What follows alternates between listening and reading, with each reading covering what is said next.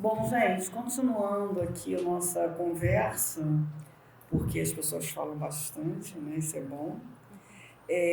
Nessa segunda mesa, a gente está propondo que, na verdade, vai ser uma continuação, porque está tudo interligado, né? Falar de podcast política, que, na verdade, estava totalmente inserido na mesa anterior, né? Então, acho que vai ser uma continuação dessa conversa que está bastante legal. Então, a gente trouxe para essa conversa, na segunda parte, o Rafael Chino, agradecer a presença. Esse é daqui do Rio mesmo, não teve que empreender viagem, né? O Fernando Ramos e a Júlia Moreno. Então, a gente vai mais ou menos ter a mesma dinâmica, começar com cada um deles, né, contando aí um pouquinho de onde vem, por que resolveu começar a fazer um podcast, e mais ou menos que tipo de coisa faz no seu podcast para aqueles que não conhecem, tá? Então, Fernando, você quer começar? Sim.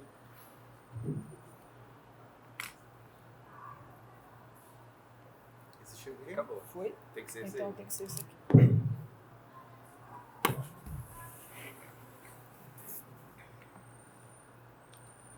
Bom, boa tarde, bom dia, não sei. Boa tarde. Bom, eu me chamo Fernando Ramos e eu com o Marcos ali, com o Diego e com o Rafa, a gente produz conteúdo para a internet, né? A gente começou com um podcast em 2013 e no decorrer do tempo a gente também começou a fazer vídeos para o YouTube. E o vídeo para o YouTube ele toma muito tempo da gente, então nosso podcast está, digamos assim, eu estou 2 meses atrasado aí com a edição do último que nós gravamos. 2 podcasts, né? Tem 2 podcasts para gravar. Mas a gente a gente tem um slogan dentro do Podcaverna que chama-se o podcast sobre tudo e sobre nada. Porque a gente não quer fechar muito qual é o tipo de assunto que a gente aborda. A gente quer o seguinte, como nós temos um canal, e esse canal de áudio ou de vídeo, é um canal onde a gente quer trazer coisas que a gente gosta. Né? Então, um livro bacana que a gente gosta, uma série legal que a gente gosta, um filme que tenha impactado a gente, ou assuntos que sejam assim, a gente costuma dizer que a gente fala de futebol de botão, a física quântica, literalmente, porque quando a gente fez essa piada a gente não tinha gravado ainda, mas depois nós chamamos uma pessoa especialista em futebol de botão e um especialista em física quântica para falar sobre esses assuntos. E o que me levou a fazer podcast, pessoalmente? Eu acompanho, escuto podcast desde 2009, então já com 10 anos e tal. E assim, sempre foi uma mídia que me encantou muito, porque é uma mídia que não prende você, né? Você está fazendo qualquer tipo de atividade e está escutando podcast, está lavando louça, está caminhando, está viajando, você está escutando podcast. E tem essa coisa, né, que o pessoal da mesa anterior falou, que eu acho que tem muita propriedade, que é o fato de o podcast parece que é o cara que está falando no teu ouvido, e parece que é quase uma conversa. Você se bobear, daqui a pouco você responde o que o cara está falando, porque é uma coisa muito íntima, né? E você não está preso numa telinha ali. Não é uma coisa assim. O YouTube, querendo ou não, ele imita um pouco a televisão, porque é um conteúdo que está sendo passado para você e você é um espectador. E o podcast é quase uma conversa, né? E assim, aí eu escutava muitos e tal, e aí eu cheguei pro Marquinhos, né? Eu tinha acabado de separar, falei com ele assim, pô, bicho, tinha vontade. Aí fui morar na casa dele, falei, pô, bicho, ele é meu sobrinho, tá? Quem não sabe, ele é filho da minha irmã. Eu falei, pô, cara, tenho uma vontade enorme de fazer um podcast. Pô, aí ele olhou pra mim e falou assim, vamos fazer. E pronto. Aí eu falei, cara, é o que faltava, porque é uma coisa simples de fazer relativamente. Lógico que você pode fazer um podcast com um aparato tecnológico sendo muito mais apurado, mas com coisas simples você consegue produzir um conteúdo minimamente audível, né? E aí a gente produziu o nosso primeiro piloto, que nunca foi ao ar, porque a gente escolheu um nome que já existia. E aí, mas foi legal porque foi um ensaio para depois a gente criar e produzir o Podcaverna. E uma coisa que sempre me incomodou nos podcasts que eu até não ouço mais, mas que eu ouvia naquela época, era, desculpa a expressão, muita cagação de regra, entendeu? Você está ouvindo um podcast e está o cara lá te dando verdades absolutas. sobre os assuntos que ele está falando. E eu pensei assim, pô, cara, por que eu quero fazer podcast? O que me motiva? E é o que me motiva até hoje, fazer podcast, fazer conteúdo para YouTube. E é um legado isso. É o fato de eu poder aprender coisas, porque eu estou chamando pessoas diferentes para falar sobre assuntos diferentes, que essas pessoas dominam e eu não. Então, legal, estou podendo aprender coisas novas, como hoje eu estou aprendendo aqui. Hoje eu aprendi um montão de coisa, cara. Estou assim, mega feliz com isso. E os amigos que eu fiz, porque eu posso dizer que hoje eu tenho muitos amigos feitos a partir desses primeiros contatos que a gente faz de podcast, e você identifica cabeças que têm uma sintonia com a sua, né? Então o podcast permite isso, e o canal no YouTube também, né? Então, assim, e por que a gente diz que a gente tem uma máxima, né, no Podcaverna, que a gente disse no primeiro episódio, que volta e a gente repete. A gente não sabe que porra não. Não sabe mesmo. Mas a gente quer aprender. Então, eventualmente, se eu convidar você para participar do meu podcast, eu sei que você vai ter conteúdos e coisas para falar sobre qualquer conteúdo que seja, que eu não domino, mas que eu vou estar ali conduzindo, porque eu vou estar fazendo o papel do espectador, de perguntar, de entrar no teu assunto, mas você vai ser a pessoa, a gente estava falando de local de fala, você é a pessoa que tem o local de fala daquele assunto, independente de qual seja, né? E a gente então percebeu isso. E aí quando o Rafael Otati me contactou e falou assim, pô, vai ter um evento lá no UFRJ, eu quero que você participe. Eu falei, pô, legal. Aí ele falou assim, ó, a sua mesa vai ser podcast de política. Aí eu falei assim, caraca, esse cara tinha que ter convidado o pessoal lá do B do Rio, o pessoal do xadrez verbal, do Vira Casaca, né, Marinho? Ou qualquer outro assim, mas por que ele convidou o Podcaverna? Mas aí eu sou meio entrão, né? Como já me chamaram para palestra sobre assunto que eu domino, quer fazer? Faço. Então vamos fazer, cara. Mas foi bom porque eu comecei a pensar sobre isso. Falei assim, pô, por que o que eu falaria num podcast sobre política? O que o Podcaverna tem de política? E aí, remontando, e se alguém perguntar se eu li ou não li, mas Aristóteles diz que o homem é um ser político, né? Então, eu não li essa obra, enfim, então não me peça mais detalhes além dessa frase. Mas essa frase resume muito bem o seguinte: a gente acorda e interage com os outros seres humanos e faz todo esse processo, e é um processo político, porque o que é, não é política partidária, é a política mesmo, do dia a dia, de você entender o outro, de você construir uma sociedade. E isso você faz no seu sofá lá, né? Interagindo nas redes sociais e também interagindo com as pessoas e quando você produz conteúdo. Então, na atual circunstância hoje, que a gente vive no país da gente, onde estão dilapidando aí o conhecimento, onde está um crescente muito grande de intolerância, você pegar e abordar física quântica, você está tomando um ato político, porque você está trazendo alguém que entende de um conhecimento que está sendo questionado, ou que muita gente está utilizando esse conhecimento de forma errada, né?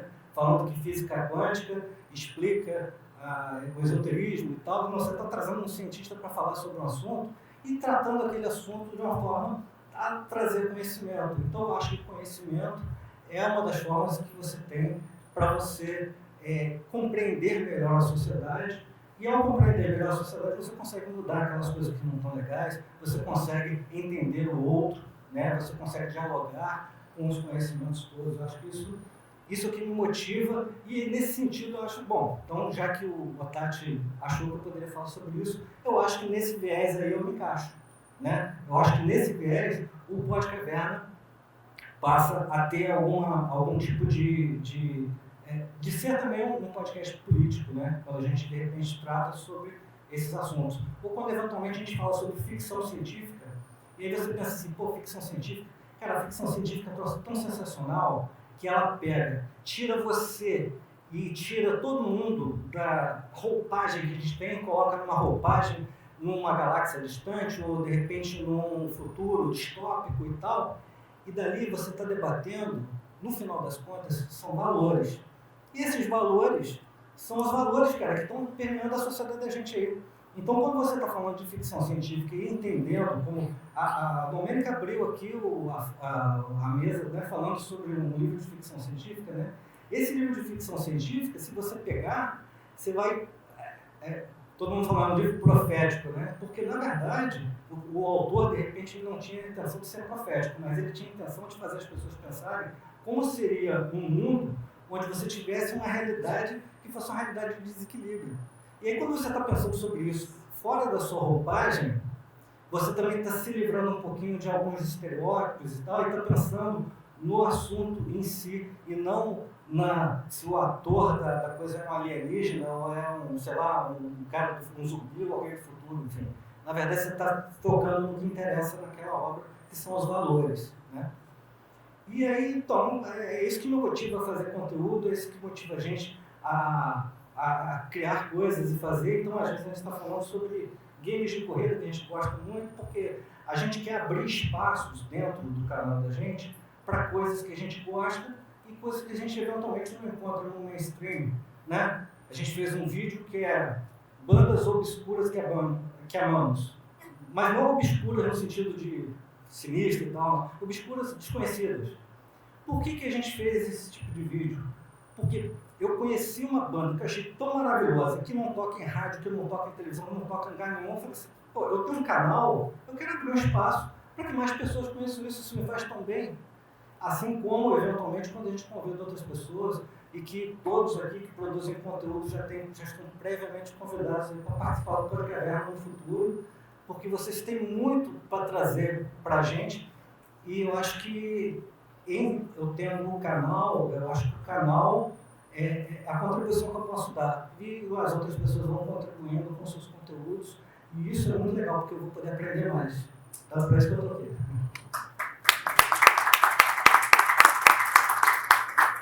Júlia, por favor.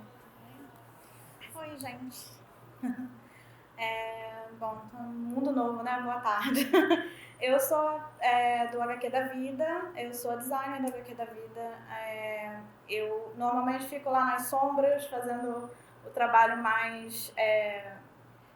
não tão de pautas, enfim, né? Eu participei poucas vezes do podcast em si, mas é um podcast que eu tenho muito orgulho de fazer parte da equipe, porque ele foi um podcast que começou através do Dan Carreiro, que é o nosso host maior. A gente tem outras pessoas na equipe também, hoje em dia. Então o Dan é um homem gay, cis, branco, e aí ele, durante o período em que ele começou a HQ da Vida, ele começou meio na porrada, foi tentando entender como fazer a feed, foi lá dentro da Cracóvia, lutou muito para conseguir estabilizar. Depois ele se juntou com o Sidney Andrade, que também é um famoso lá da Cracóvia, que é uma pessoa maravilhosa, também é um homem gay no Nordeste. O Dan é de Minas Gerais, de Montes Claros, e ele então começou o HQ da Vida querendo falar sobre vivências LGBTs, e com o tempo ele foi vendo que só falar sobre vivência LGBT não era o suficiente. Eles entrevistavam sempre pessoas de cada tipo, de cada letra LGBT, né? A gente conseguiu entrevistar até pessoas intersexuais, enfim. Dentro da sigla, a gente conseguiu todo mundo. Só que eles começaram a querer falar sobre outras pautas que tinham outras pessoas, outras motivações, enfim, que tinham outras vivências. E aí ele começou a aumentar a equipe. Então veio a Bia, que não está aqui, mas a Bia também é da nossa equipe. Entrou, que todos da equipe, todos que fazem parte da equipe são LGBTs também. Então a gente conseguiu também, dentro da sigla, ter pessoas trans, pessoas bissexuais, lésbicas. E agora a gente até aumentou também a equipe para ter uma pessoa... a gente tem um homem trans, que é o Julian Vargas. A gente tem... o Cid, infelizmente, saiu do podcast, mas a gente colocou uma outra pessoa gay também para fazer parte, que é o Rodrigo Redka. Esqueci as pessoas. Tem a Dani Balbi, que é trans, que também é daqui do estudou aqui, né, na FRJ. Enfim, e a gente, dentro do HQ da Vida, a gente começou a trabalhar, então, essas pautas mais políticas, mas sempre com viés com recorte nosso do LGBT, né? Então, a gente falou muito sobre teve alguns programas tipo Atletas Trans no Esporte, a gente teve Educação contra a Bárbara, explicando também alguns termos que normalmente a gente vê muito na mídia, mas a gente não sabe, a maioria das pessoas não sabe exatamente o que é. Então, o que é queer, o que é o pink washing,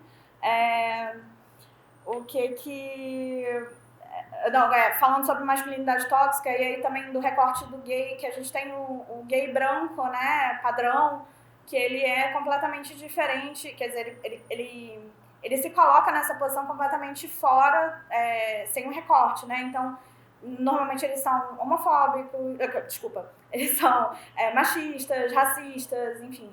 Então, é legal também ver como a masculinidade tóxica também perpassa por isso. E a gente continua também falando sobre as histórias de vida de pessoas LGBT, também das histórias delas. E a gente se chama HQ da Vida porque no início a gente tratava carinhosamente os LGBTs como super LGBTs, então tinha isso também. E aí depois do HQ da Vida nasceu o Doutora Drag, que é um canal de YouTube, que aí o Dan quis ir para essa mídia nova e falar sobre política a partir do doutorado dele, como drag, né? Então ele vai montado e fala sobre política e é isso. Acho que deu pra... Só para esclarecer, infelizmente, além da Júlia, a gente tinha convidado o Danilo para participar e ele estava pronto para vir. Mas o corte promovido pelo governo Bolsonaro, né, fez com que ele não pudesse, porque, como todo mundo que veio de outro estado veio por conta própria, ele é professor do Instituto Federal, lá de Montes Claros. E ele tinha, como todo professor de UFRJ, que é de Universidade Federal, que é convidado para ir a algum evento, ele tinha a possibilidade de pedir um auxílio para pagar a passagem dele e pagar o hotel. E esse auxílio foi cortado. Então, ele não teve mais condições de vir, mas ele estaria presente. Só quero esclarecer que, além da Júlia, ele também estava disposto a vir, assim como a Lu, a Domênica e a Ira vieram, mas ele realmente não teve condições. Então, agora a gente tem o Rafael para falar. Bom, eu começo com vantagem, porque a Lu já explicou basicamente como foi o processo do lado Black, mas eu posso talvez falar por que eu continuei fazendo podcast. O podcast, para mim, ele me possibilitou uma coisa que eu sempre tive dificuldade, que foi estudar. Eu tinha uma questão de autoestima muito forte, que me impossibilitava, eu não me sentia inteligente, não me sentia capaz.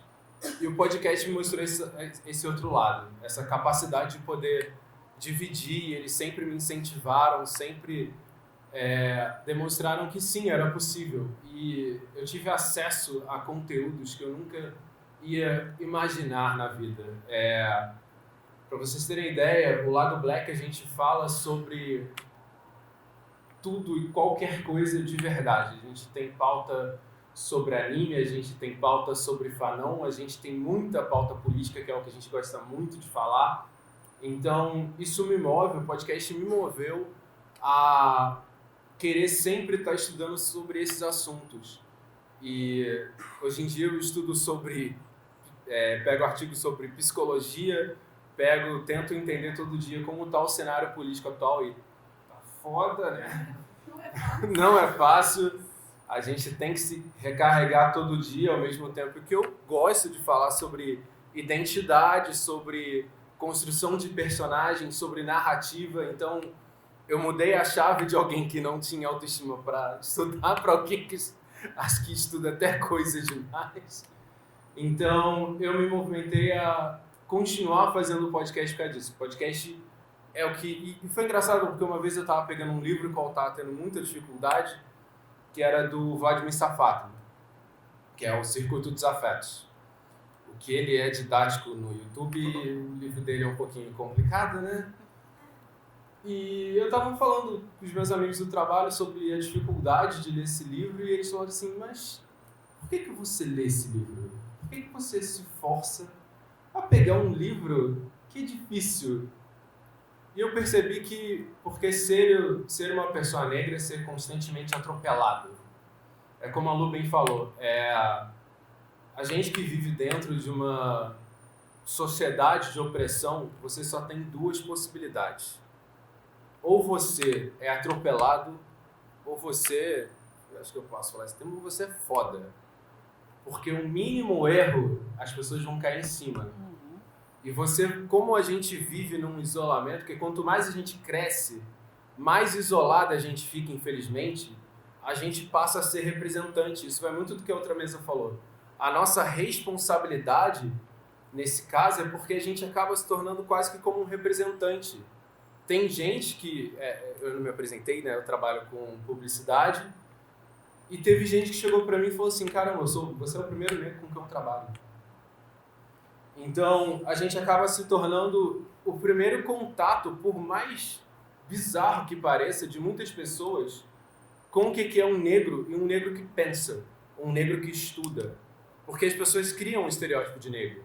As pessoas acham que pessoas negras não têm estudo, que não tem nada a oferecer. E isso que a gente estava até conversando a respeito de pautas, abrir pauta é isso, é abrir a pessoas que têm experiências diversas e tem muito que ensinar, independente do quanto ela chegou. Meu sonho era estar aqui, quando eu era mais novo. Meu sonho era estudar na Norte Federal, não tive possibilidade. Por vacilo meu. Mas é muito interessante perceber que como agora eu estou aqui podendo falar. E como o podcast me possibilitou isso, sabe? Isso é muito incrível de verdade.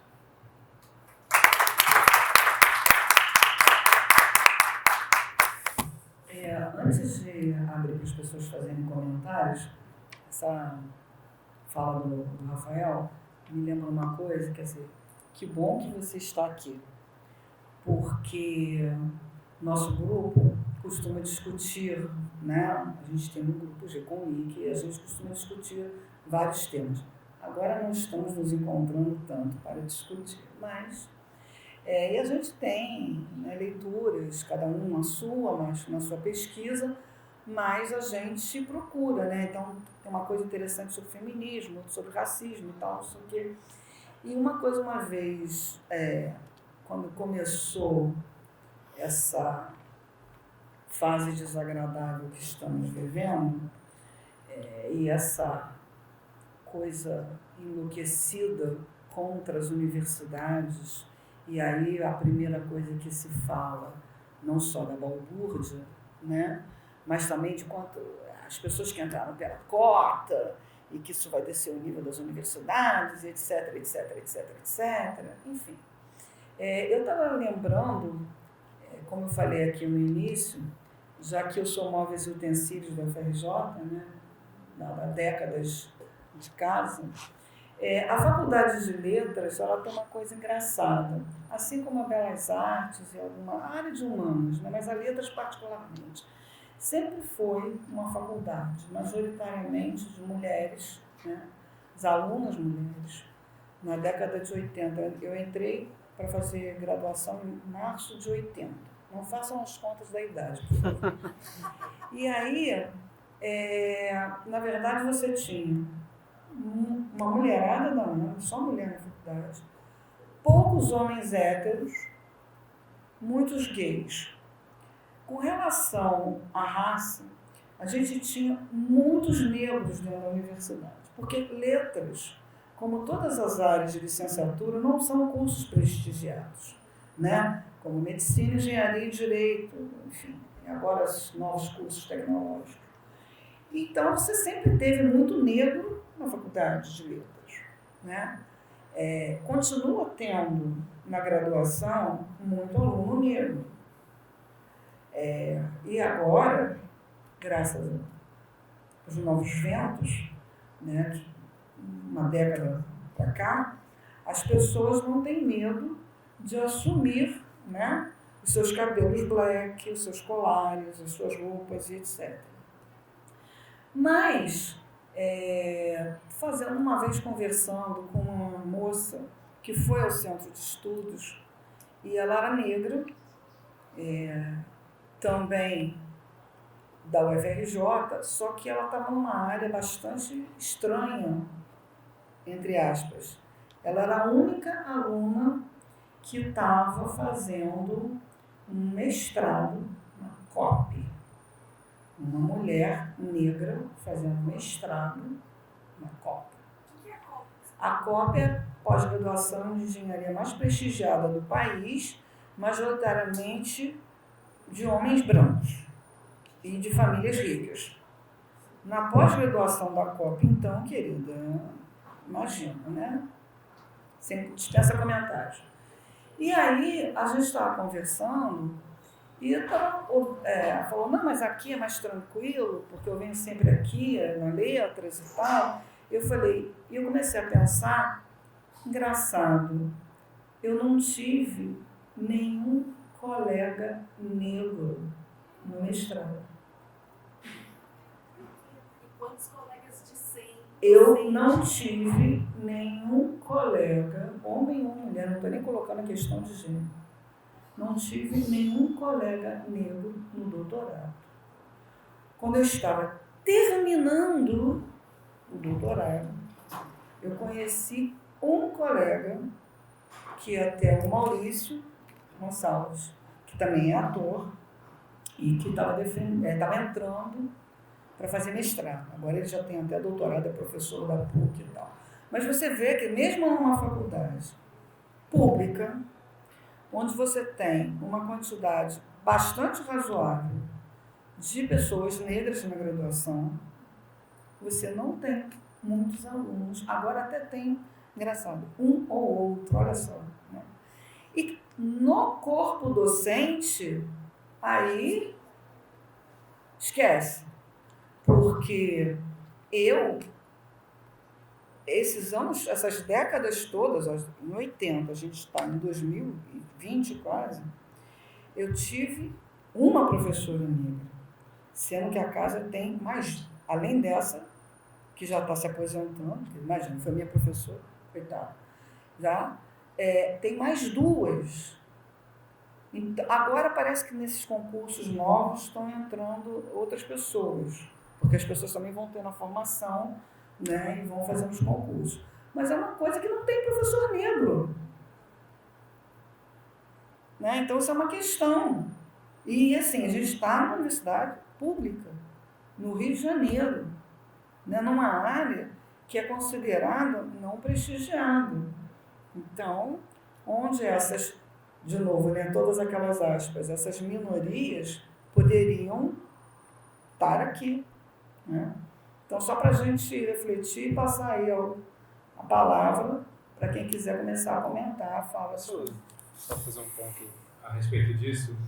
A respeito do que você falou, existe uma questão que me é muito cara de estudar agora, que é a respeito da representação, da questão simbólica, etc.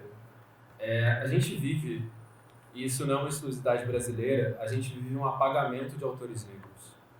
A gente não tem esses pontos de referência, apesar de autores negros estarem aí e serem destaques. E engraçado que esses dias tive uma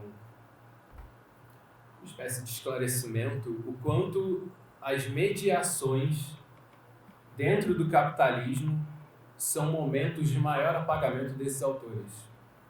Porque esses autores, eles conseguem conquistar espaço nesses momentos como agora, que é um momento de resistência.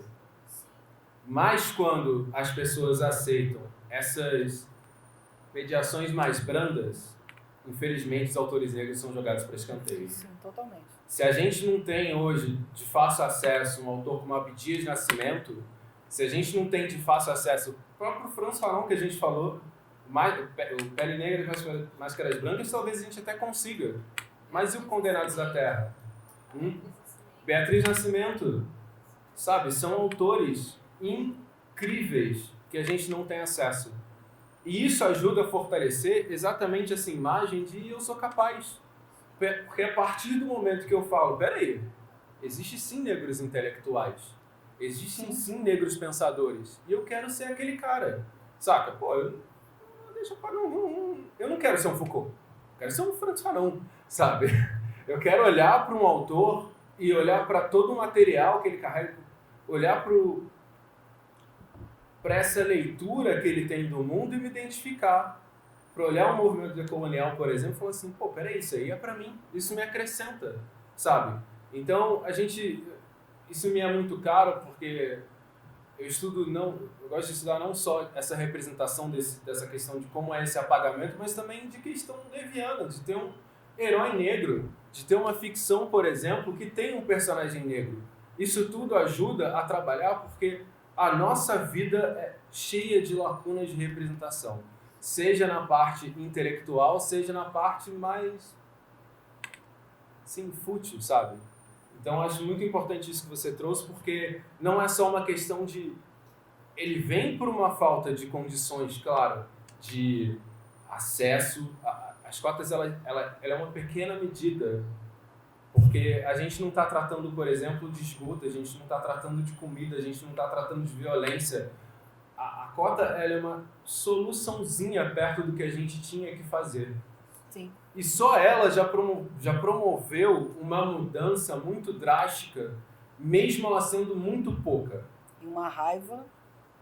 Pois é, e já tem uma reação das pessoas gigantescas contra as cotas. Essa pequena mudança. A gente está falando aqui de 50% da população brasileira e, salvo engano, é 14% de acesso. Eu não lembro os dados corretos, perdão por isso, mas o crescimento de pessoas brancas ainda é muito maior dentro das universidades. Sim. Então é preciso pensar que, além dessa questão da condição de acesso, a gente tem que pensar no todo, a gente tem que pensar na autoestima dessas pessoas. Isso não é menos, sabe? É muito importante a gente pensar nesse todo, porque pessoas negras têm direito ao universal, a qualquer coisa. Elas podem ser qualquer coisa que elas queiram na vida. Isso mesmo. Alguém quer começar aí a levantar alguma questão? Fernando? Não? Não, depois desse... Tem uma coisa aqui que sempre me incomodou, eu até que queria jogar aqui para a galera. Quando você fala essa falta de referência, por exemplo, como eu fiz português e inglês, a gente estuda muito literatura americana e tal. Eu acho que a gente tem um problema aqui, quando você falou a falta de autores negros, eu acho que a gente, primeiro, tem o problema número 1. A academia levou muito tempo, em todas as áreas, para aceitar teóricos brasileiros. Né? O teórico brasileiro, seja ele branco, homem, enfim, né? O teórico brasileiro era sempre o de segunda classe. Aí, já uns 3, 4 décadas para cá, você tem teóricos brasileiros, pelo menos estou falando da minha área, assim, né? que a gente estuda, que são importantes, de fundo e tal, etc. Só que isso não ocorre, por exemplo, com os teóricos negros, como você falou. Nós temos intelectuais negros que são importantes. Então, a gente vai levar um tempo, e isso eu acho que é resultado de um trabalho para que essas pessoas tenham acesso ao ensino superior. Quanto tempo levou para a gente ter uma Djamila? Quanto tempo levou para a gente ter uma Giovana Xavier, que publica, que é professora da UFRJ, que é uma intelectual negra reconhecida, que tem até aquele site dela, Doutoras Pretas, né? Então, são questões... Enquanto isso, a gente tem todo um outro lado, e aí, é por isso que eu estou falando que, explicando por quê, né, que eu fiz português e inglês, que a gente, por exemplo, se a gente pensar os negros americanos, que é uma outra realidade, eles têm um espelho de homens e mulheres negras bem-sucedidos, intelectualmente falando. Você tem o Antônio Mota. Assim, o cara vai para a escola e ele tem teóricos, ele tem pessoas que escreveram tanto teoria quanto ficção nas diferentes áreas, na literatura, na história, na sociologia, na antropologia, que são homens e mulheres pensadores negros. Então, né, eles têm essas pessoas bem-sucedidas. Eles têm, desde a década de 40, 30, 40, claro que com restrições, etc., mas a affirmative action, os negros iam para a universidade. Então, por exemplo, estou falando isso porque me vem à mente agora que algumas pessoas, eu gosto muito de música e de música negra, outro dia eu estava vendo a vida do Quincy Jones, que é um cara que já está muito velho, né? E tem mais de 80 anos. E, por exemplo, aí está lá o cara de uma família pobre, na década de 30, 40, quando ele começou a correr o país como músico, o cara tinha terminado a high school. Quer dizer, é normal que as pessoas vão à escola e terminem a sua formação. Se ele vai para a universidade ou não depois, é outra discussão que a gente vai entrar aqui. Mas ele tem minimamente, estou dizendo que todo mundo sabe que lá é um inferno também, não é uma maravilha. Mas tem esse tipo, e aqui, como você falou, o cara não tem esgoto.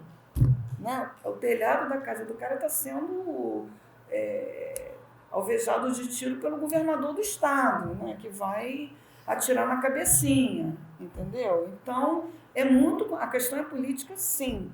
Né? Para mim, assim, e eu acho que, por exemplo, começar a discutir tipos diferentes de ficção, tipos diferentes de música, de assuntos, quer dizer, podcast sobre tudo e sobre nada, parece Seinfeld, né? A show about nothing, né? É bem isso, né? Sobre tudo, você pode falar sobre qualquer coisa, né? Agora, sempre tomando aquele cuidado, depende do que você fala, mas como você fala, né? E aí eu penso assim, que a gente tem, queria que assim, a luta aqui, tem outras pessoas aqui, eu queria que a gente começasse a pensar isso, né? O cara hoje, a menina hoje, que tem os seus 19, 20 anos e é negro, quem é a pessoa bem-sucedida que ele vai se espelhar? Bem-sucedida, não estou falando do ponto de vista fútil, material de ficar milionário. Bem-sucedida, realizada na sua profissão. Né? O jovem de classe média, ele tem o tio dentista, o pai sei lá o quê, a mãe comerciante. Até me lembro de uma coisa que a Domênica estava falando sobre a escola, né, que a escola é branca, a história é branca. A escola, eu acho que... Tá aí, eu quero colocar essa discussão aqui, queria que as pessoas falassem sobre isso. A escola, ela é, até hoje ainda, né, a educação, ela é branca, majoritariamente feita por mulheres. A maioria dos professores do ensino básico são mulheres. Né? Então, vamos pensar. Né? Percebe? It's not that easy, né? Não é fácil. A gente tem aí várias... a coisa é complexa e, assim, que educação é essa? E aí eu concordo que o podcast ele tem esse papel, né? De educar no sentido amplo, né? De você expor as pessoas, não é ditar regra, como o Fernando diz, mas expor as pessoas a trilhões de assuntos, para que elas comecem a pensar sobre trilhões de assuntos. O que ela vai fazer com aquela informação, depois é problema dela. Né? Se ela vai dar prosseguimento, se ela vai se interessar por outra coisa, vai achar que aquilo realmente era uma bobagem, que ela não gosta daquilo, que ela gosta de outra coisa. Mas é isso que o Rafa falou, dá um toque, né? Você começa a se abrir para esses assuntos. Né? Então, por exemplo, eu queria que a gente começasse a falar um pouco sobre isso. Deve. A palestra dos outros. Não, já que apareceu na minha mesa, eu apareço só na mesa dos outros. É porque você não se cala. Não aguento, é muito ousado. Só fazer uma parte aqui. Só fazer uma parte aqui. Adoro. Específico, porque quando você cita o exemplo dos Estados Unidos, né, eu acho que os Estados Unidos ele teve uma coisa, em comparação aí com o mundo colonizado, né, processo de colonização do Brasil e dos Estados Unidos, os negros eles tiveram espaços exclusivos de autossuficiência durante a história deles, pós-escravidão. Eu acho que isso é muito importante.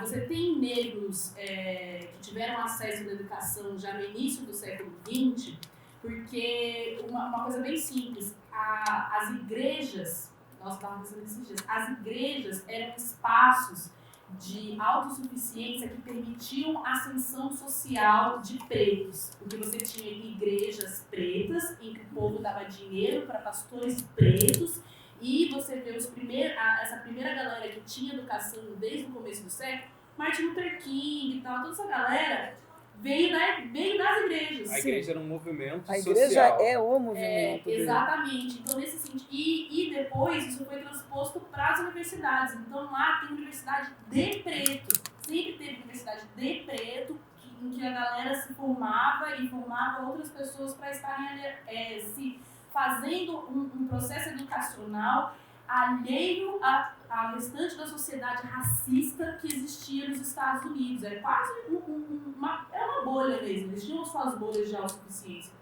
E daí, eu vou pegar a mesma provocação que a Ira fez a outra vez, e que o Chino também fez. A gente vê a cota como um bagulho ruim, mas, na verdade, eu fico pensando assim, é necessário, mas talvez a gente devesse pensar a cota e o racismo ao contrário mesmo, a cota reversa. Em vez de você ter uma cota mínima, você tem que ter uma cota máxima. Vai entrar no máximo 3 brancos aqui. O resto vai ser tudo outra coisa. Vai ser 3 brancos, 3 homens e o resto tem que ser outra coisa. Né? Pra que a gente tenha... E eu acho que nesse sentido, os podcasts eles têm sido bem vanguardistas nesse meio, justamente porque são espaços de autossuficiência. Então, a gente tem liberdade de fazer um podcast só com mulheres, a gente tem a liberdade de fazer um podcast só com homens. E, por exemplo, quando o Lado Black começou, isso em 2016, a gente conhecia mais um podcast que não estava mais ativo, negro, que era o Lado Negro da Força, que era um podcast geek, né, feito por pessoas negras, só que ele nem estava na ativa mais. De 2016, 3 anos para cá, a gente tem mais de 20 podcasts pretos, tá ligado? Feitos por pessoas pretas. E é um bagulho que, por exemplo, lá no Lado Black, a gente já se deparou com isso várias vezes. Tipo, pô, mano, a gente não tem tal pessoa para gravar um tema, uma pessoa preta, então não vamos gravar. Enquanto a gente não achar uma pessoa preta, a gente não vai falar. E os nossos convidados são todos pretos, a gente teve um convidado branco até hoje só. De economia. De economia, que a gente ficou o tempo todo rondando ele, que ele era branco. Tava lembrando as pessoas, você é branco, mas tudo bem. E foi uma escolha ativa, que nem a Ira falou, tipo, o meu podcast vai ser porta de entrada para preto, para mulher, e isso dá resultado, porque dos podcasts, inclusive desses montes de podcasts pretos que surgiram nesse tempo, vários deles são de galera que ouvia gente, que começou a fazer, e daí foi replicando. Então, esses espaços de exclusividade, que inclusive a galera critica, sempre criticou muito, espaços só para mulheres, espaços só para pretos, os espaços onde a gente vai ter segurança para poder nos fortalecer e nos criar com a liberdade que a gente precisa. Eu posso estudar o que eu quiser, eu posso só estudar preto, só estudar mulher trans, eu vou estudar só mulher trans e foda-se, ninguém vai cagar a regra na minha cara. Eu já tenho muito disso. Pronto, parei. Você quer falar, Fernando? Assim, desculpa que ele saiu muito do tema, mas uma coisa também que eu fiquei pensando muito nesses dias que antecederam eu vir para cá, é uma coisa que eu tenho repetido assim, nos papos que a gente leva informalmente, sobre como a gente se tornou uma sociedade dos rótulos. E o que significa isso? Significa, por exemplo, que a gente tem um partido aqui chamado Partido Progressista, que é o partido mais conservador do mundo. E mais corrupto também, é bom falar. Enfim, então, as pessoas estão perdendo, às vezes, nas conversas, a perspectiva dos valores e estão se focando nos rótulos. Um amigo meu, que a gente conversa muito, eu Luiz. O Luiz já participou várias vezes do podcast da gente também. E aí ele falou o seguinte, que ele estava na aula de Pilates dele lá e tal. E aí como houve a questão do corte na educação, e ele, no papo, ele e mais 2 pessoas se posicionou contra, falou, pô, é absurdo, a educação é estratégica para o país e tal. E aí um camarada chegou para ele e falou assim, você é de esquerda, né? Tipo assim, o argumento do cara foi dizer assim, você é de esquerda, ou seja, se é de esquerda é ruim, se é de esquerda é do mal. Porque, exatamente, mas não se discutiu naquele momento, naquele papo, vem cá, a educação é uma coisa importante, nós temos que valorizar isso, nós temos que valorizar, ou seja, conversar sobre os valores e tirar o foco desses rótulos que são limitantes, né? Então, nesse sentido, assim, é uma coisa que eu tenho falado bastante com várias pessoas, porque, justamente, no dia a dia a gente está fazendo política, a gente está conversando com as pessoas, para que a gente, peraí, vamos, esquece essa questão do rótulo constantinho aqui, vamos conversar sobre esse valor aqui, vamos conversar sobre fraternidade, vamos conversar sobre nos colocar no lugar do outro. Né? E isso está faltando porque se vamos colocar no lugar do outro, não, mas aquele outro ali é negro, então é o problema dele. Peraí, velho, não é isso, né? Tem que ser diferente. Então, é só isso que eu queria, só um adendo, que eu acho que é relevante. Deixa eu só para completar essa coisa da escola, né? Então a escola é boa, então você é de direita, é de esquerda, né? Vamos lembrar que quando só uma classe médiazinha, mesmo que assim, o filho do carregador, do balconista, mas classe média baixa, pobre, branca, tinha acesso à escola pública, essa escola pública era boa. Bom era o cara que vinha da escola pública, porque a escola particular era pagou, passou. O cara que não vai bem na escola pública, reprovado, o pai bota no colégio particular para ele passar de ano. Quando você tem, com a lei 5692/70, olha como é que eu sou velho, promulgada na época da ditadura, pelo Jarbas Passarinho, que foi ministro da Educação e depois também da Justiça, na época da ditadura, quando você tem a obrigatoriedade do ensino para todas as pessoas, essa escola pública começa a ficar ruim e começam a frutificar as redes de escola privada. Eu sempre estudei em colégio particular, mas eu fui professora da rede pública do município durante 13 anos. 10 anos eu dei aula na Zona Oeste, em Bangu. Quem mora no Rio de Janeiro sabe que é bem longe. E 3 anos eu dei aula dentro do Complexo do Alemão. A escola, que a gente só acaba com isso, não é somente fazendo a cota reversa. É fazendo assim, acabou a escola particular. Todo mundo tem que estudar na escola pública. Rapidinho a escola pública vai ficar boa. Porque o pai que bota o filho no São Bento, ele vai lá para a porta da escola, vai lá para a porta da campana, na porta do governador e do prefeito, exigir que a escola pública seja boa. Porque ela já foi um dia. Né? Eu não peguei, embora seja já antiguinha. Mas é isso. Mais do que, para mim, o pulo do gato vai estar aí. A gente tem que continuar brigando e saindo na porrada para não acabar a cota na escola, no ensino superior. Porque é isso que causa raiva nessa direita raivosa fascista que está aí. A partir do momento que você tem cota e que começa a mudar esse quadro todo que vocês estão falando. Né? Mas o pulo do gato vai ser quando todo mundo tiver que frequentar a mesma escola pública no fundamental e no ensino médio. Quando não tiver mais de São Bento, Santo Inácio, o coleginho tal, que custa não sei quantos mil. Outro dia eu estava vendo, tem um colégio aí, acho que é do Grupo Eleva, sei lá, para a criança fazer um maternal custa R$5.000 por mês. Né? O segundo grau custa 12 mil. 12 mil para o cara fazer o ensino médio. Porque é mais que uma faculdade de medicina. Né? Então, paga. Né?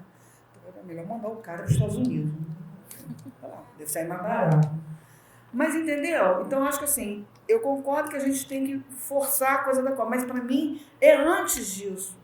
O buraco é muito mais embaixo. É não ter água, é não ter esgoto. E assim, tem que obrigar esses caras a ver qual é a cor da rosa, bicho. Bota seu filho lá na escola, que não tem giz, que o teto cai na cabeça, que tem infiltração, entendeu? Que o garoto vai no bebedouro, não pode beber água porque a água está contaminada. Eu já vi isso dentro de escola. Sabe, o banheiro é todo quebrado, a menina não tem como ir no banheiro. Bota seu filho nessa escola, entendeu? Fala aí, senão eu também tô igual a louca.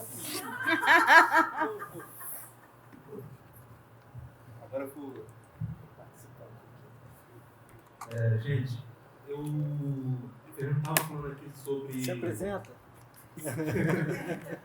É quando eu estou na frente da câmera eu fico nervoso. Tá bom, deixa eu Boa tarde, gente. Bom dia, né? Eu sou Rafael Ramos, eu sou filmmaker, produtor audiovisual. Tá muito perto, pode falar. Eu faço as produções aqui do Pod Caverna e o Fernando estava falando aqui, né, sobre rótulos e valores, né? E a gente sempre conversa muito sobre isso. Meu filho fez agora 12 anos de idade, ele estudou até a 5ª série no colégio particular. E a partir da 6ª, ele está na 7ª agora, ele começou a estudar no colégio público, que eu estudei, que eu fiz meu primeiro e segundo grau na época, né, fundamental e médio.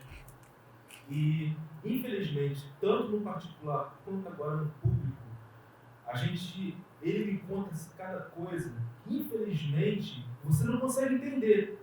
Que uma pessoa de classe baixa ou média baixa fica alimentando o seu filho com racismo, Sim. com isso, com homofobia, com uma série de coisas que os pais em si sofreram com isso.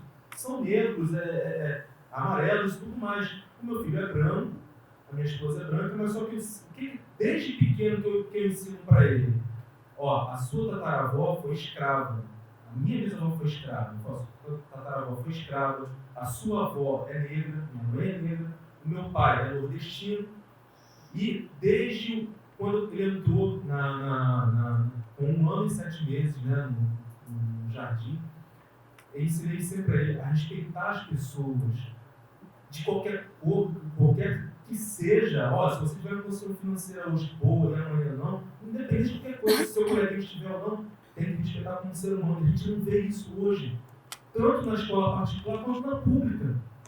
Infelizmente, a gente está vendo que lá na frente o problema vai ser que a gente tem visto hoje, né? Preconceito, esse fascismo, tudo isso a gente tem visto hoje, infelizmente vai ver lá na frente. Por quê? Está lá no berço. Os pais estão ensinando isso para as crianças. Isso é revoltante. É homofobia, é preconceito, é tanta coisa que ele conta para mim desde quando ele começou a estudar.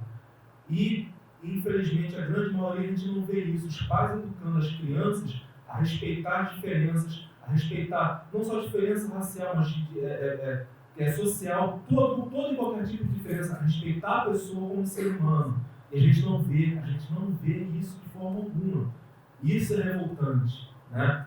E toda semana ele me conta alguma coisa que acontece na escola. Né? E hoje ele está na escola pública já, está no 2º ano lá, que ele está fazendo a 7ª série.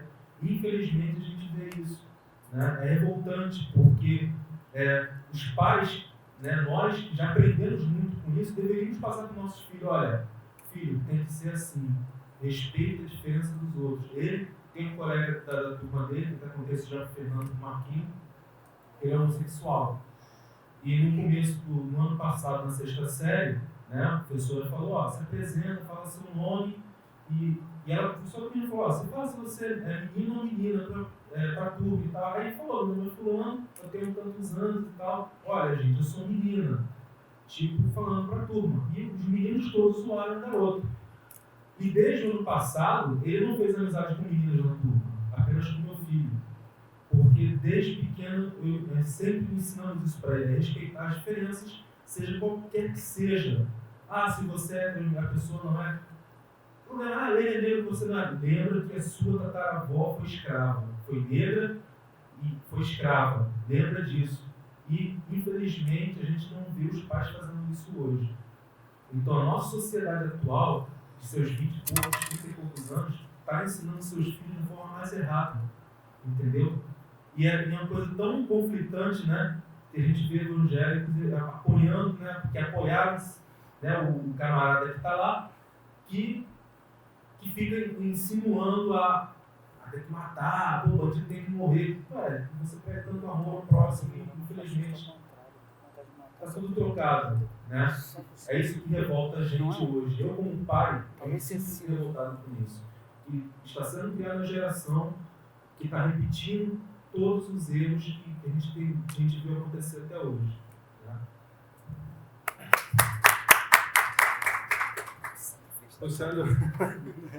Puxando do tema, então, acho que pegando essa fala toda, eu queria falar um pouquinho que, no caso, o que seria então esse ativismo na web, né? Tipo, a gente está vendo essa, como você falou, da questão que você ensina o seu filho a respeito da diversidade. Eu acho que a internet ela não é boa nem ruim, ela é um aspecto do avanço tecnológico humano, sabe?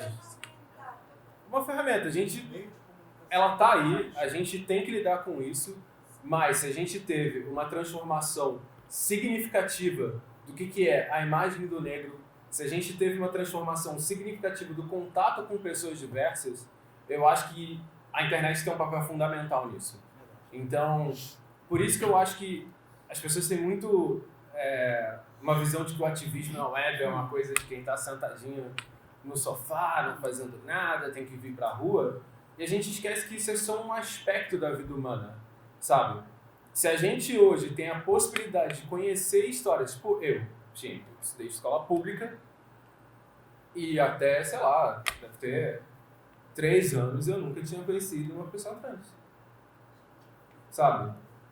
E agora eu tenho essa possibilidade. Olha que incrível isso, sabe? Agora eu tenho possibilidade de aprender algo que eu nunca tinha aprendido na minha vida. Até há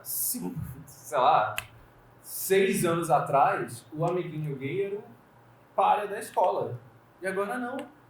Eu tive a possibilidade de me livrar desses preconceitos porque a internet me possibilitou isso. Me possibilitou ter um encontro maior com a pluralidade. Eu acho que a gente estava discutindo sobre a questão na mesa anterior, sobre a questão do papel do podcast nisso, né? Se ele consegue ou não consegue chegar na periferia, eu acho que talvez não. Mas nem na classe média alta a gente não chega. Não chega. Não chega. Mas a gente tem que fazer. Porque tem que chegar. ele chega a alguém. Sim. E a gente quer que ele chegue a mais gente ainda. E eu acho que ele tem uma potência de aprofundar os assuntos muito grande. YouTube é legal. YouTube está controlado pelo que a gente sabe, YouTube. Spotify, a gente tem que ter um pé atrás. O podcast, além de ter uma capacidade de aprofundar assuntos, ele tem uma questão da tecnologia muito boa, que ele é independente ainda. A gente ainda consegue disparar. Cara, para você tirar um podcast do ar, você vai ter que derrubar muito servidor. Sabe? Isso porque a gente só usa música assim, que tem direito autoral. Isso porque a gente usa só música que tem direito autoral. Nós também. Então, acho que pensando nesse ativismo na web, pensando no podcast em si, ele tem essa potência de dar voz a pessoas que nunca tiveram voz. Ou que, como a gente estava falando de apagamentos, o Estado e as empresas fizeram questão de apagar. A gente está registrando o que é a memória diversa desse país. Isso é muito importante, sabe? Só complementando o que você está falando, a imprensa e as mídias, esses conglomerados, né, famosos que a gente tem, tanto agora estão vendo a potência do podcast, que as grandes redes estão fazendo os seus e olha, gente, agora o nosso programa tem podcast, a gente está falando sobre esporte, sobre isso. Então, quando a gente faz aquela clássica brincadeira de será que eu amo no podcast, talvez realmente 2019 e 2020 seja, porque esses grandes conglomerados de comunicação não estavam pegando isso, agora eles estão. Sim. Agora está fazendo evento pago na Zona Sul para público muito específico pagando R$250 o ingresso. Então, Pois é. Dá pra editar podcast, gente, esse valor. Um comentário. Claro, por favor, não, dá lá pra ela. Nem precisa de O público fala. Boa tarde. Eu comecei a fazer um podcast agora há pouco tempo, né? Do Pedaleiras, que é sobre rock e bicicleta. Mas o que paga os boletos é o meu trabalho como professora na rede estadual de ensino. Coitado. E sobre isso, de que o podcast ainda não atinge, né, as pessoas, né, não só as pessoas muito pobres, mas até as classes mais altas. Quando eu comecei a falar no trabalho, atualmente eu estou na sala de leitura. E aí, quando eu comecei a comentar com a galera que frequenta mais a sala de leitura sobre o que eu estava fazendo, quando eu falava a palavra podcast, a primeira coisa, quem sabia o que era, achava, como você gosta de funk? Aí eu... sim, isso é maravilhoso.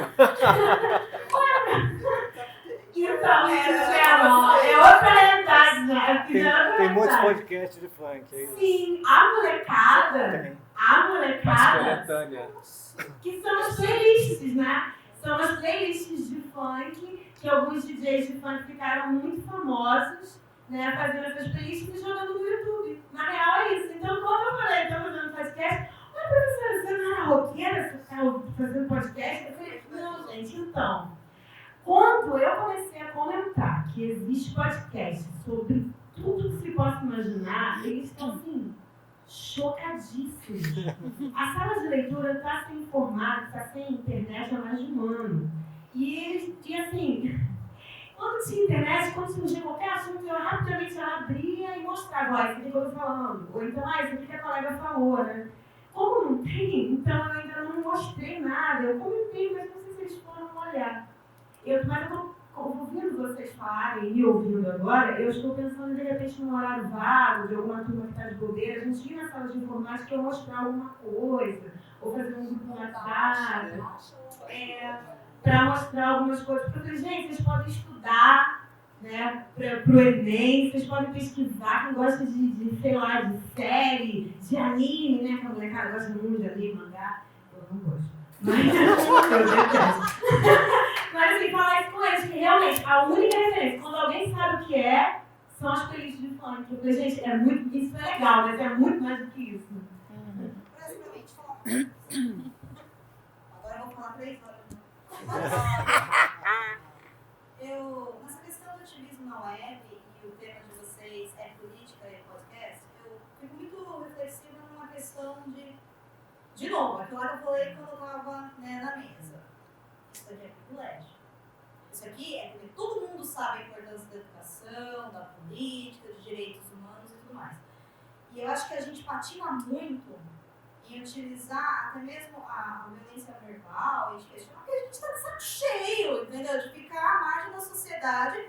E olha que assim, a minha margem, gente, nossa senhora, eu tô, sabe, super tranquila com ela, eu tô segura. A minha vida não está em risco, a não ser que eu ande, sei lá, de madrugada numa cidade grande.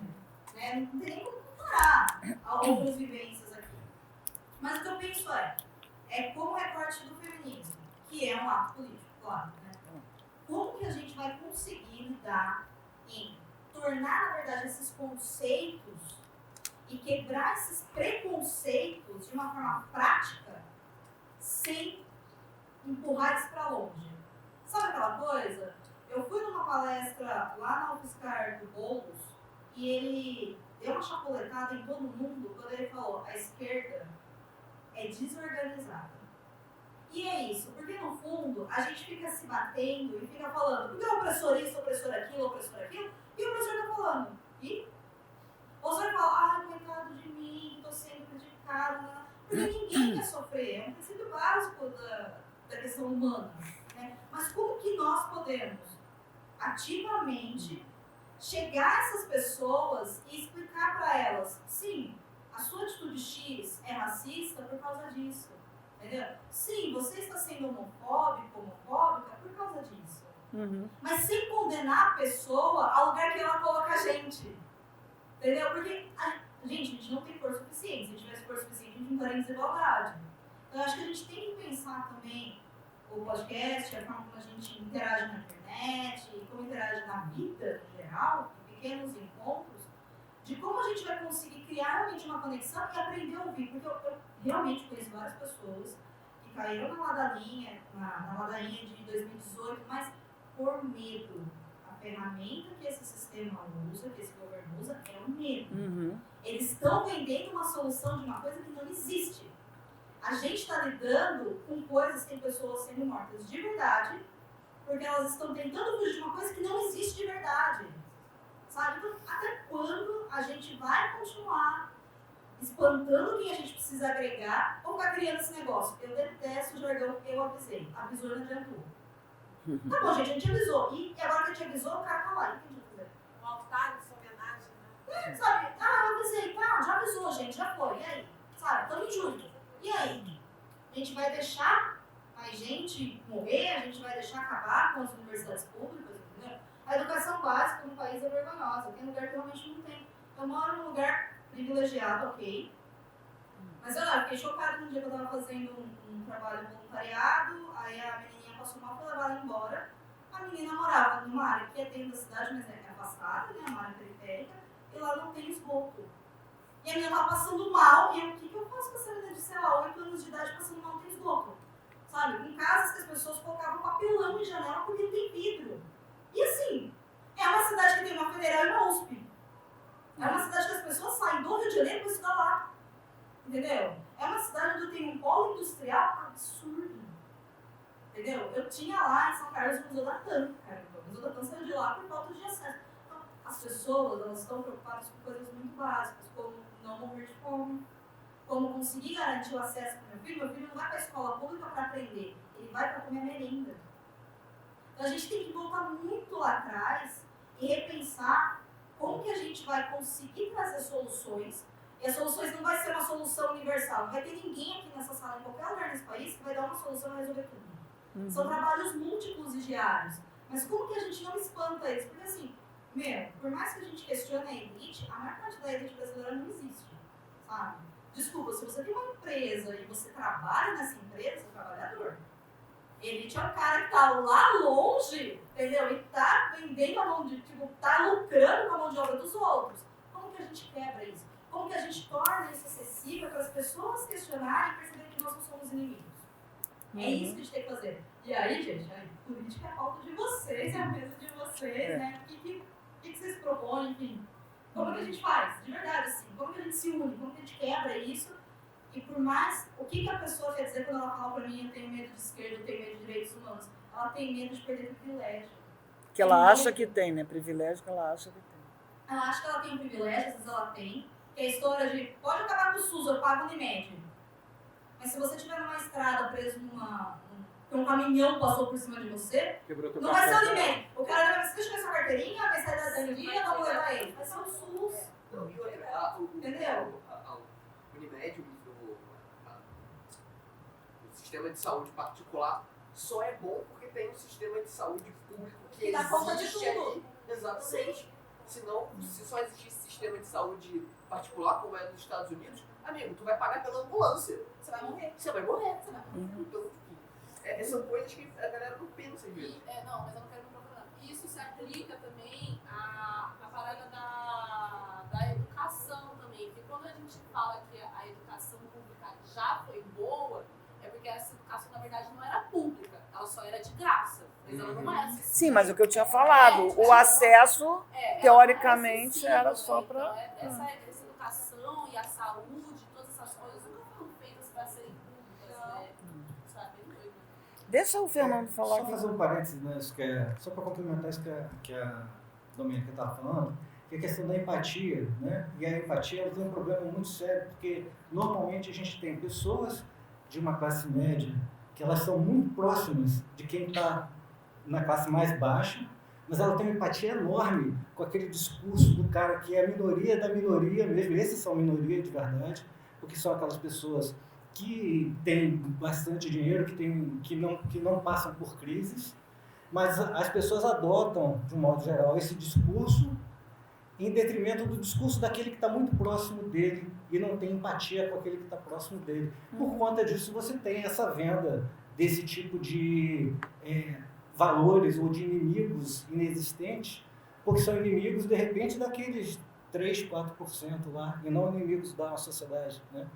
Enfim, o inimigo, no caso, a educação é inimigo desses caras, né? Sim, com certeza. Por exemplo. Com certeza. A educação liberta. Agora, Verdade. deixa eu só, conforme o Rafael e depois eles estavam falando, me veio uma coisa na cabeça, quando ela contou que os alunos achavam que podcast era só de funk, né?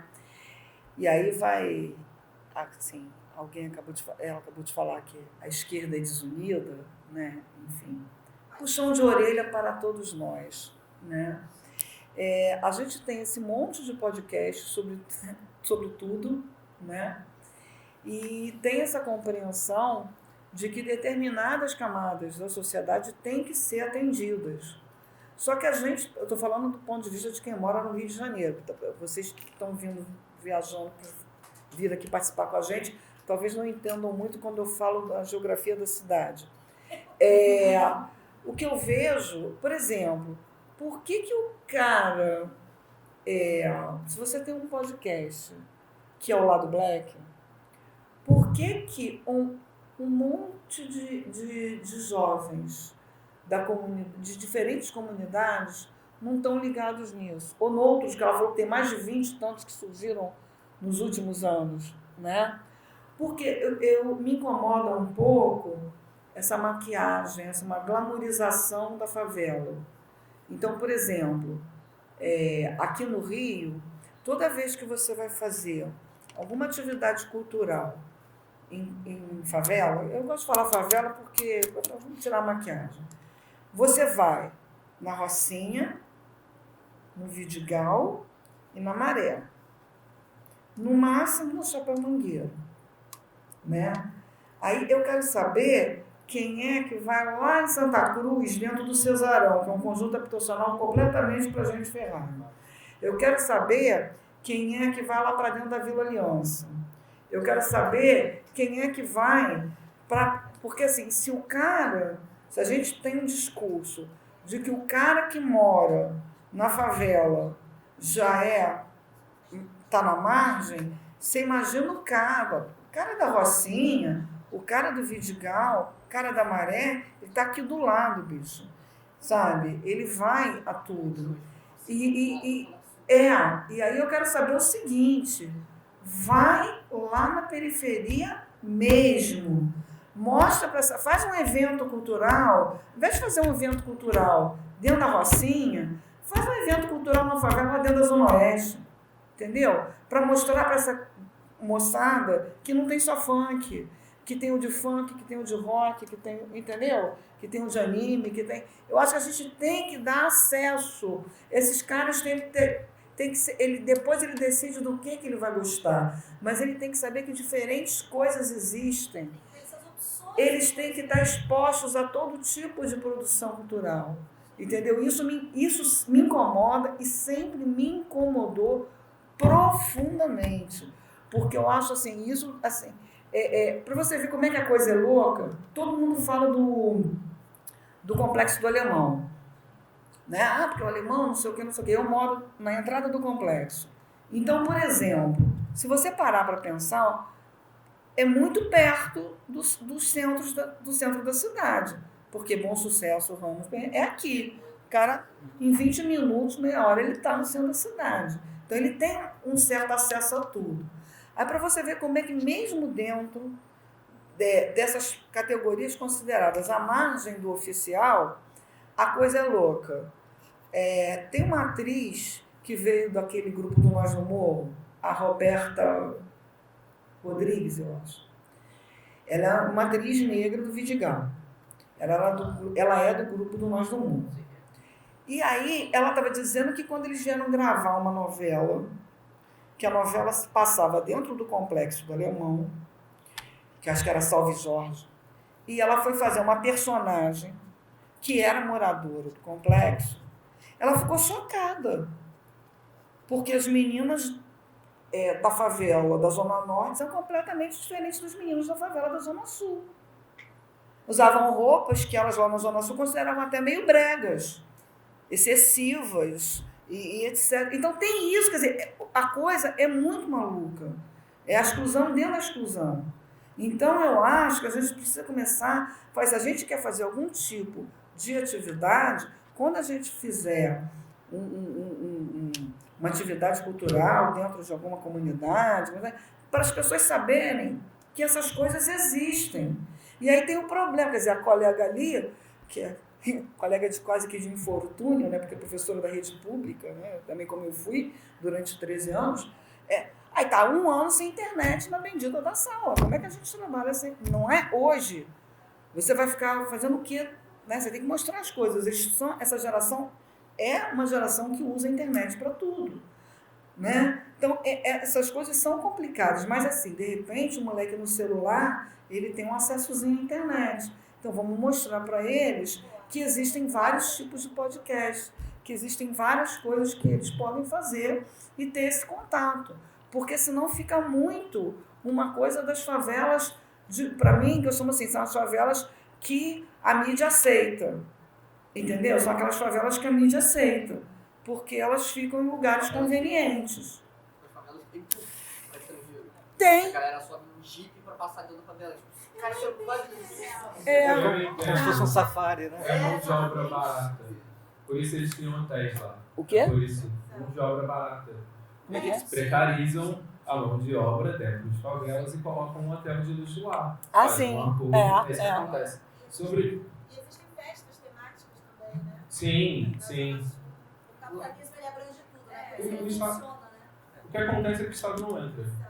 Essa é a questão. Sobre a questão que você falou, como a gente encontra. É muito louco. Pra mim, a realidade, quando eu tinha uns 20 anos, conhecer um doutor era uma coisa irreal. Nunca achei que ia conhecer um doutor da vida. Nunca ia ter amigo doutor. Eu ia conhecer alguém que é formado em faculdade ou qualquer coisa do tipo. Cara, engraçado, eu nunca vi tanto doutor em podcast. Tipo, nunca vi tanta produção de mostrar o que é pesquisa. Porque, cara, existe assim, a gente tem um problema no Brasil. Por quê? A gente tem uma macromídia jornalística que atende aos interesses de grandes empresas. E atende aos interesses do grande capital. Isso é um fato. Por quê? O jornalismo podia ter esse papel de trazer esse conhecimento, diluir, transformar essa linguagem e dar acesso. Porque eu sou a favor, eu não acredito na ignorância das massas. Assim, tipo, na incapacidade de decisão. Eu sou totalmente contrário a essa ideia. Sim. O povo não consegue decidir. Consegue sim. Só que para isso ele precisa ter acesso à informação. Se ele não... se o cara vende numa corrente a mamadeira, fica difícil você competir com isso. Saca? Quando a reforma da Previdência... Quando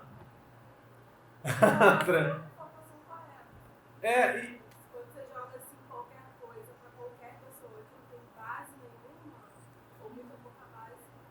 Exato. Quando você bombardeia a mídia dizendo que é a Previdência deficitária, as pessoas vão acreditar. Sim. Quando a gente debate na mídia que o problema não é uma reforma tributária, as pessoas vão acreditar. Eu acho que o podcast, como eu falei, ele ainda não é uma solução ideal. Ele é uma solução boa, mas a gente pode pensar ele como um aspecto da pluralidade de divulgação científica. Só pegando essa coisa da reforma da Previdência, me lembrei de uma coisa, que ontem estava voltando do centro de metrô, e agora nas telas do metrô tem um momento que passa um anúncio da Previdência, anúncio oficial do governo, propaganda do governo, explicando o que é verdade e o que não é verdade da Previdência. Verdade. Aí o trabalhador está voltando do seu trabalho cansado, vê aquilo ali passando, não, o governo está me dizendo, olha, isso daqui está massificando. Deve ser verdade. Não, né? O governo praticamente. O governo está me falando. Coisa do selinho, olha, isto é verdade, isto não é verdade. O governo está me falando, o jornal está me falando, como pode ser mentira? Como é que eu vou acreditar no Ciro? Vou acreditar no Boulos, né? Como eu vou acreditar no Boulos? Ele só ocupou meu coração. Não, disso aí, só essas mentiras, né? Invade a casa dos outros. Eu li um negócio outro dia que eu fiquei chocada. O cara foi entrevistar o Haddad E aí falou do kit gay, mamadeira de piroca. Ele falou assim, isso foi o de menos. Essa fake news para o Haddad foi a de menos. Para ele, foi para ele o pior é que tinham colocado, e isso parece que circulou com peso em algumas regiões, é que ele tinha estuprado uma menina de 11 anos que era dona de uma Ferrari. Isso, para ele, foi pior do que o kit gay. Porque, óbvio, né? Claro. Como é que você desmente uma insanidade dessa aos 45 do segundo tempo? E Não qual tem rede como. isso foi usado? Hã? É importante a gente pensar isso. A gente está falando sobre ativismo de sofá. Uhum. O maior agente político dessa eleição foi o WhatsApp. Sim. Essa é a verdade. Sabe? Claro, a gente tem que lidar com o conservadorismo brasileiro, lógico. A gente tem que lidar com os afetos da população brasileira. Obviamente, a gente está lidando com uma transformação social via internet muito grande. As pessoas, hoje em dia, elas têm que lidar com uma coisa que elas nunca tiveram que lidar na vida. Elas nunca tiveram que se preocupar com a pluralidade. Sabe? Agora elas têm. E está aí. E a gente não vai recuar nisso. A gente não se esforçou tanto para chegar aqui. Foi difícil. Mesmo dentro de governos progressistas já foi tenso. A gente não vai recuar agora. Essas pessoas vão ter que lidar com isso. Só que aí, fortalecido por uma rede de WhatsApp, aconteceu o que aconteceu. E a gente tem que lidar com isso. A gente não pode ignorar. A gente não pode, vou sair da internet, vou só fazer meu trabalhinho de fábrica. Velho, o capitalismo já tá lá. Ele já precarizou a fábrica. Ele já jogou lá no shopping, todo mundo na lojinha, para não conseguir formar sindicato. Uhum. O capitalismo já tá muito à frente da gente nisso. Sim, acabou o emprego. E ele não tem... E a direita conservadora não tem compromisso nenhum com a verdade. Nunca teve, sabe? Ela não precisa. Por quê? Ela está dentro da lógica do status quo. Ela está dentro da lógica do que as pessoas consideram natural. Para que ela precisa se preocupar com a verdade? Com esse negócio transcendente? Sabe? Cara, a gente tá debatendo, olha que louco. A esquerda brasileira tá debatendo valores iluministas. Isso é muito louco. Não faz sentido, isso era coisa da direita. Direitos humanos era para ser coisa de direita, sabe?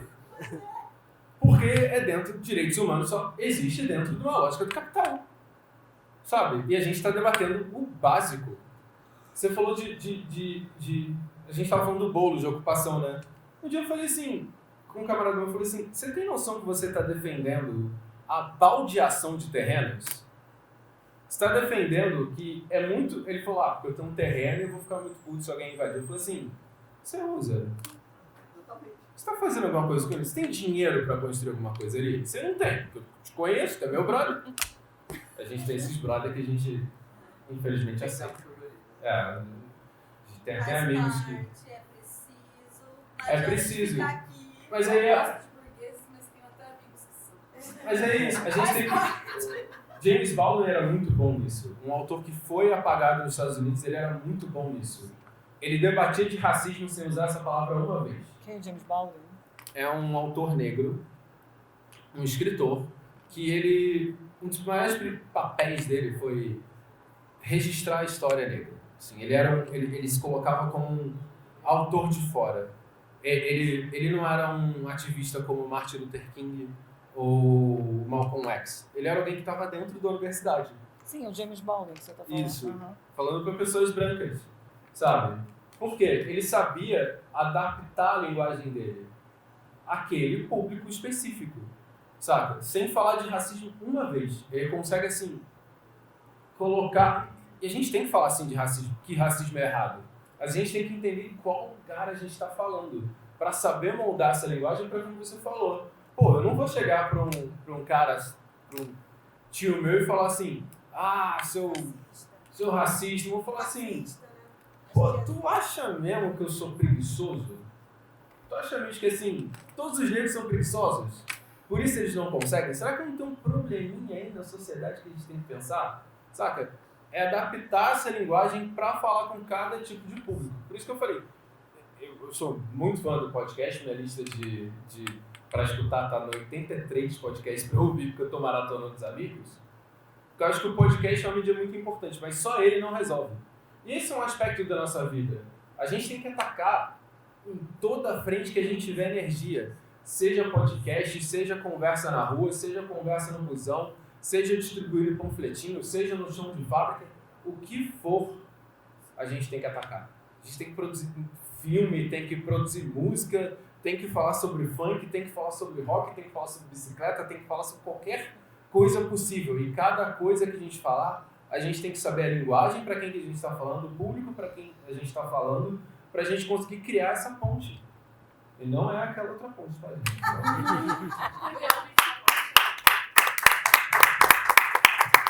Lá vem o vizinho. Então, pegando o gancho aí da fala do Chino... Olha, só lembrando, a gente tem que entregar o auditório, que senão eu vou ser massacrada pelo Não, cara. tudo bem. Mas rapidinho, só complementar a fala do Chino e a fala do nosso amigo Fernando. Que o Fernando falou no começo, nós somos seres políticos, né? O ser humano é um ser político. E assim como a gente tem que estar, como o Chino falou, habitando todos os espaços, né, para falar sobre política, o podcast por si só não vai revolucionar o mundo. Todo podcast tem esse potencial desde que ele se proponha a ser um podcast político, a ter uma influência política. Você pode falar de jogos, de ufologia, de magia, de bicicleta, de metal, de tudo, a partir de um viés político que é moralizar as nossas pautas, sabe? A gente colocar um viés moral nas nossas pautas e um viés moral de esquerda, que a gente tem medo de colocar dentro dos nossos espaços, esse culto da mídia isenta, né, que a gente colocou, não existe. A gente precisa moralizar as nossas falas para que elas tenham um viés político. Eu sou sambista, por exemplo, né, eu faço samba político.